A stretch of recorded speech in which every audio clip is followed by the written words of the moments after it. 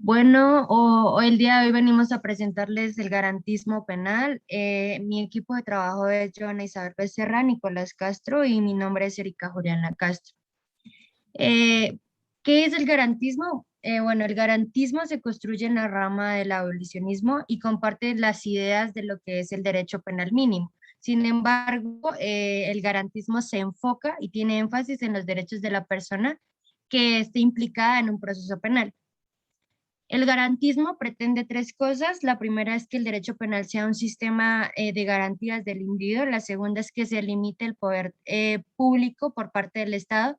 Y la tercera es que el garantismo se adecue a lo que es el contexto actual en materia penal.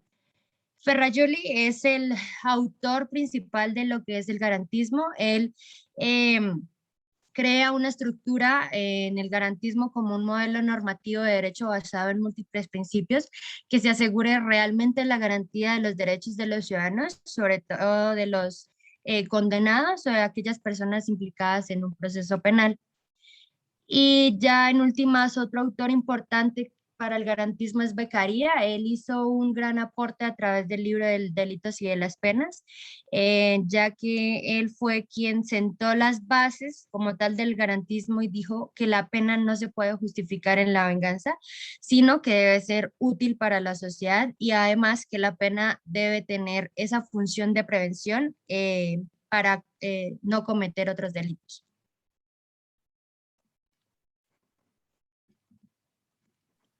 Bueno, respecto de las acepciones del garantismo, tenemos que tener claro que como una acepción se denomina cada uno de los significados de una palabra o que una expresión tiene en función del contexto en el que aparece.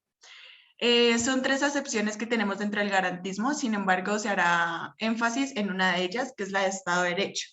El Estado de Derecho es un modelo para un país en el cual todos los miembros de una sociedad pues, se consideran iguales ante la ley y ante los códigos.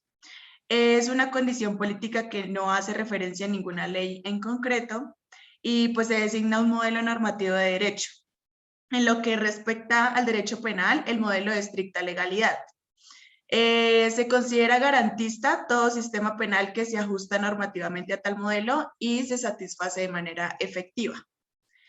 En el sistema penal, las normas rectoras es importante que vayan todas las garantías.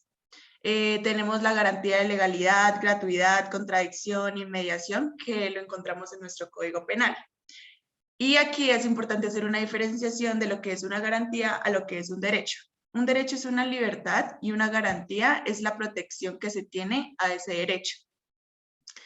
Las partes en el garantismo son tres. ¿Quién es parte? La parte es quien expone un derecho.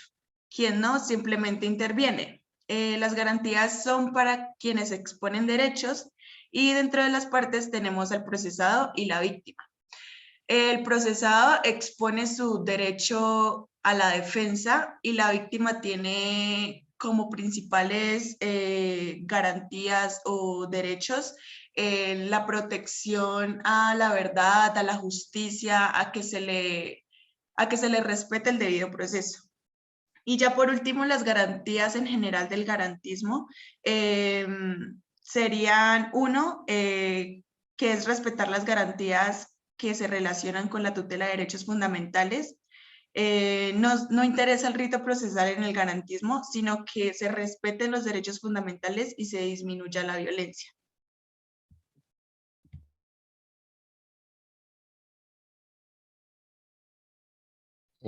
Bueno, dentro del garantismo surgen una serie de postulados que al día de hoy van a fungir como principios de esta misma teoría.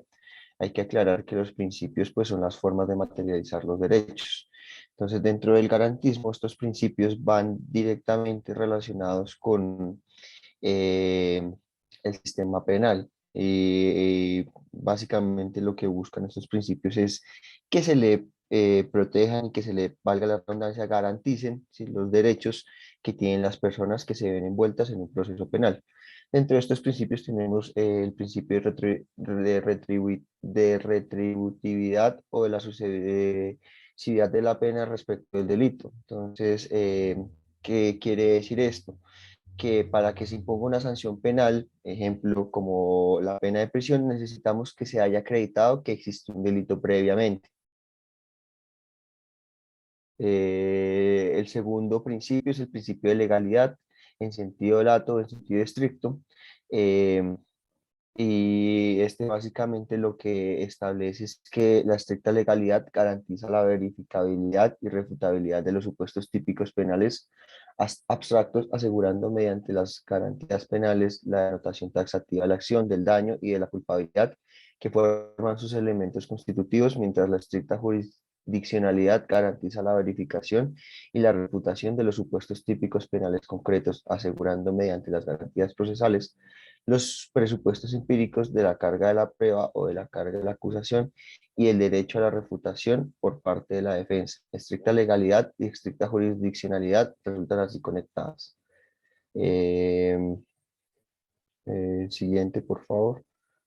Entonces, como tercer principio tenemos el principio de la necesidad o de la economía del derecho penal. Entonces, esta básicamente establece que pues, el derecho penal solamente va a proteger aquellos bienes y libertades que sean esenciales para el adecuado orden social. Para los otros bienes y libertades tendremos otras ramas del derecho que se harán cargo de aquellos asuntos. Aquí pues básicamente lo que queremos decir es que el sistema penal única y exclusivamente se va a enfocar cuando se ven afectados los bienes jurídicos de alguna otra persona o en general de la sociedad. Como cuarto principio tenemos el principio de lesividad de la ofensividad del acto. Entonces, ¿qué quiere decir esto? Que el derecho penal solamente se hace presente cuando se ha lesionado un bien jurídico o cuando se ha puesto en peligro un bien jurídico. Hay que aclarar que ese daño tiene que ser un daño significativo al bien jurídico para que actúe el derecho penal. Este principio va enteramente relacionado con lo que establece el principio anterior. Bueno, como quinto principio tenemos el principio de materialidad o de la exterioridad de la acción.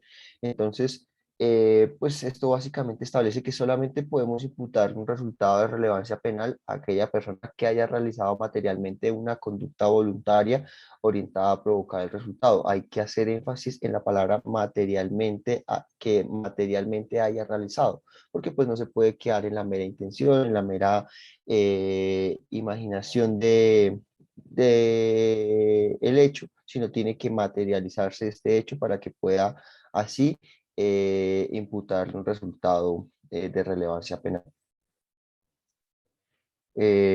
Como sexto principio tenemos el principio de culpabilidad o de la responsabilidad personal. Entonces, pues, esta básicamente establece que es el juicio de exigibilidad mediante el cual se le imputa a una persona la realización de un delito, dadas las condiciones personales y sociales imperantes en el medio donde actúa, además de encontrarse la posibilidad de dirigir su comportamiento acorde con el derecho y no lo hizo habiendo podido hacerlo. Esto va enteramente relacionado con la culpabilidad, la cual establece pues que es un juicio de reproche que se le hace a un sujeto, obviamente un sujeto que pueda ser imputable, ¿sí? Con el fin de que se pueda verificar si esa persona en ese mismo, si una persona normal en ese mismo contexto hubiese actuado de la misma manera que el sujeto actor o hubiese actuado de una manera distinta.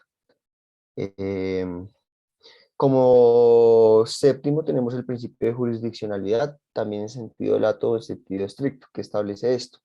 Esto también está relacionado con el principio de presunción de inocencia, es decir, solamente se establecerá que una persona es culpable de un delito por una sentencia emitida por un juez. Como octavo principio tenemos el principio acusatorio o de la separación entre juez y acusación. Básicamente, pues lo que establece este principio es que quien juzga no puede ser quien acusa y viceversa. Quien acusa no puede ser quien juzga. Esas dos funciones se dividen y entes distintos son las que van a realizar dichas acciones.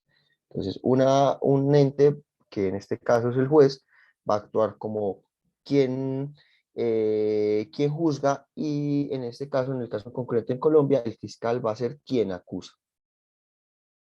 Entonces, como noveno principio, tenemos el principio de la carga de la prueba o de verificación, que esto va enteramente relacionado con el trabajo que cumple el ente que acusa. Entonces, ¿qué establece este principio? Este principio de la carga de la prueba se le dará a quien se le dará este principio de la carga de la prueba, establece que quien acusa está obligado a probar. Y en este caso, pues el Ministerio Público, la Fiscalía, en sus acusaciones no solamente puede alegar hechos para responsabilizar a una persona, sino que esta acusación debe estar acompañada de pruebas que den soporte y convicción de los hechos que se están acusando. Como décimo y último, tenemos el principio del contradictorio o de la defensa o de refutación. Aquí entran dos derechos que son el derecho a la contradicción y el derecho a la confrontación. Entonces, solamente podrá darse una prueba cuando ésta sea revisada, controvertida o contrahecha por la persona acusada y su defensa. A su vez, también implica la posibilidad de que la defensa de la persona acusada lleven sus propias pruebas a un proceso penal. Pues está claro que a uno no le pueden hacer una acusación y le pueden a uno, digamos, imputar algún delito sin antes haber controvertido las pruebas que en teoría tiene el ente acusador para poderle imputar y condenar la comisión de un delito a una persona que se encuentra inmersa en un proceso penal. Y pues básicamente estos principios son los que actualmente rigen en nuestro sistema penal acusatorio. Se ven bastante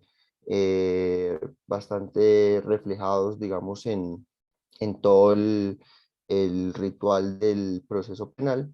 Y pues básicamente, como ya lo dijeron mis compañeras, lo que busca, digamos, esta teoría es que se le puedan brindar las garantías y se le protejan los derechos que tienen las personas que se ven inmersas en un proceso penal por la supuesta comisión de un delito. Muchas gracias.